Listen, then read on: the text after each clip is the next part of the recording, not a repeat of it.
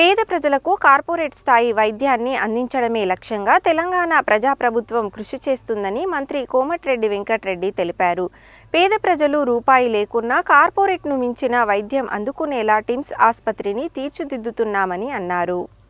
Sanath Nagar TIMS నిర్మాణ పనులను మంత్రి కోమటిరెడ్డి వెంకటరెడ్డి పరిశీలించారు.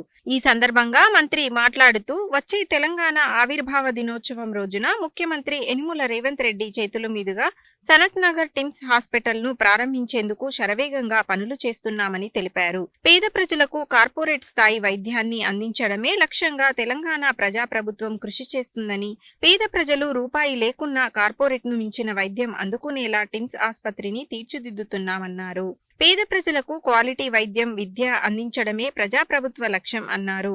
తాము స్కీంలను అమలు చేస్తూ ప్రజలకు చేరువవుతుంటే బీఆర్ఎస్ పార్టీ స్కామ్లు బయటపడుతున్నాయన్నారు. విదేశాలలో నాణ్యమైన ఉచిత విద్య, వైద్యం అందించినట్టే తెలంగాణలోనూ అమలు చేస్తామన్నారు. టిమ్స్ హాస్పిటల్ నిర్మాణంలో R&B వైద్య శాఖ సమన్వయం చేసుకునేలా నోడల్ ఆఫీసర్ను నియమిస్తామని తెలిపారు. హాస్పిటల్ నిర్మాణం చేయడం అంటే సొంతిల్లు నిర్మించుకున్నట్టే పనిచేయాలని మెగా సంస్థకు మంత్రి సూచించారు. ఎమర్జెన్సీ పికప్, డ్రాప్ పాయింట్స్ మరింత విశాలంగా ఉండేలా నిర్మించాలని, ఎమర్జెన్సీ వార్డులో పేషెంట్లు వెయిటింగ్ లేకుండా ఉండేలా మానిటరింగ్ సిస్టమ్ ఉండాలన్నారు. గోల్డెన్ అవర్లో పేషెంట్కు తగిన చికిత్స అందిస్తే ప్రాణాలు రక్షించినట్టేనని తెలిపారు. Electricity system, oxygen piping system, water and drainage systems ఎక్కడా లోపాలు లేకుండా నిర్మించాలని మంత్రి సూచించారు.